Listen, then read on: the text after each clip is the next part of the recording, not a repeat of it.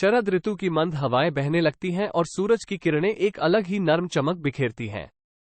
प्रकृति जैसे नए सिरे से सजने संवरने लगती है। इसी मनमोहक मौसम में भारत के विभिन्न हिस्सों में, खासकर बंगाल में, दुर्गा पूजा का पर्व हर्षोल्लास के साथ मनाया जाता है।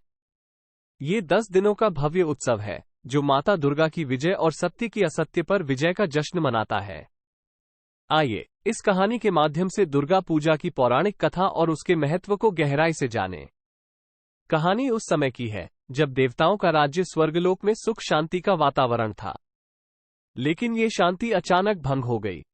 एक राक्षस जिसका नाम महिषासुर था, उसने कठोर तपस्या करके भगवान ब्रह्मा से अजेय होने का वरदान प्राप्त कर लिया था। इस वरदान के बल पर महिषासुर अत्यंत शक्तिशाली बन गया। उसने स्वर्गलोक पर अधिकार कर लिया और वहां रहने वाले देवताओं को परेशान करना शुरू कर दिया। महिषासुर अत्याचारी और क्रूर था। उसने स्वर्गलोक में आतंक फैला दिया, देवताओं के महलों को नष्ट किया, उनकी दिव्य संपत्ति को लूट लिया और उन्हें लगातार अपमानित करता रहा। देवताओं ने मिलकर महिषासुर का सामना करने का प्रयास किया, परंतु वे उसके सामने असहाय थे। महिषासुर की शक्ति इतनी अधिक थी कि देवता अकेले उसका सामना करने में असमर्थ थे। देवताओं की रक्षा के लिए और महिषासुर के अत्याचार को समाप्त करने के लिए ब्रह्मा, विष्णु और शिव ने मिलकर एक दिव्य योजना बनाई। उन्होंने अपनी अपनी शक्तियों का अंश एकत्रित किया और उससे एक अलौकिक ज्योति का निर्माण किया। ये ज्योति आकाश में चमकने लगी और धीरे धीरे उस ज्योति से 10 भुजाओं वाली एक दिव्य रूपा प्रकट हुई। उस देवी का रूप अत्यंत भव्य और भयानक था। उनके 10 हाथों में विभिन्न शस्त्र धारण थे। देवी के प्रकट होने से पूरा ब्रह्मांड प्रकाशित हो उठा और देवताओं में नई ऊर्जा का संचार हो गया।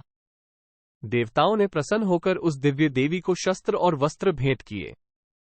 देवी के एक हाथ में त्रिशूल था, दूसरे हाथ में चक्र, तीसरे हाथ में खड्ग, चौथे में धनुष बाण, पांचवें में गदा, छठे में कमल का फूल, सातवें में वज्र, आठवें में अंकुश, नौवें में पाश और 10वें हाथ में वो सिंह पर सवार थी।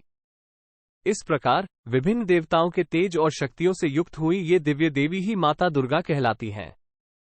माता दुर्गा के प्रकट होते ही देवताओं को ऐसा लगा मानो स्वयं विजय उनके चरणों में आ गई हो। माता दुर्गा सिंह पर सवार होकर युद्धस्थल पर पहुंची। उनका रूप इतना भव्य और भयानक था कि स्वर्गलोक से पृथ्वी तक सभी जीव जंतु स्तब्ध रह गए। महिषासुर भी युद्ध के लिए तैयार था। वह अपने राक्षसों की विशाल सेना के साथ युद्धस्थल पर खड़ा था। दोनों के बीच 9 दिनों तक भयंकर युद्ध चला।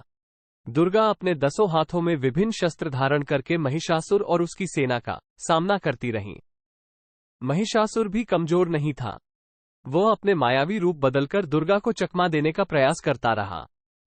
कभी वो विशाल भैंसे का रूप धार लेता तो कभी विशाल हाथी का, परंतु माता दुर्गा अपने अद्भुत कौशल और शक्तियों से उसके सभी छल बल को विफल करती रहीं। 10वें दिन महिषासुर ने अपना अंतिम छल किया। उसने भैंसे का रूप धारण कर लिया, क्योंकि उसे यह वरदान प्राप्त था कि उसे किसी भी मनुष्य या देवता के हाथों से मृत्यु नहीं होगी। दुर्गा को पता था कि महिषासुर छल कर रहा है, परंतु वह जानती थी कि इसी युद्ध के माध्यम से ही वो उसका अंत कर सकती हैं। दुर्गा ने अपने त्रिशूल से महिषासुर के भैंसे के रूप को चीर दिया और फिर अपने शक्तिशाली पैरों से उसे कुचलकर मार दिया। इस प्रकार माता दुर्गा ने महिषासुर का वध करके देवताओं और स्वर्गलोक को उसके अत्याचार से मुक्त करा दिया। देवताओं ने माता दुर्गा की जय जयकार की और उनके इस महान विजय का जश्न मनाया। महिषासुर का वध और सत्य की असत्य पर विजय का जश्न ही दुर्गा पूजा के रूप में मनाया जाता है।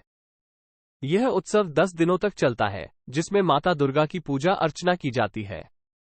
पर्व की शुरुआत षष्ठी से होती है। इस दिन माता दुर्गा की प्रतिमाओं को मूर्तिकारों द्वारा अंतिम रूप दिया जाता है।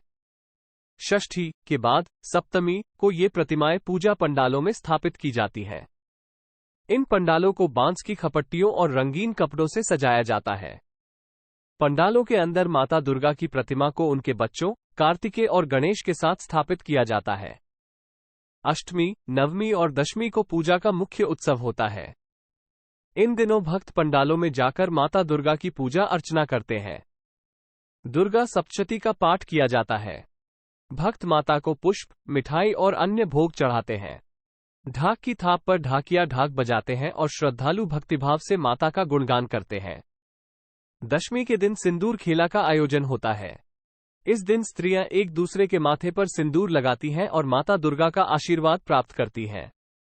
दशमी के बाद विसर्जन की प्रक्रिया शुरू होती है। माता दुर्गा की प्रतिमाओं को नदी या तालाब में विसर्जित किया जाता है। इस दौरान भक्त ढोल बाजे और भजनों के साथ माता को विदाई देते हैं।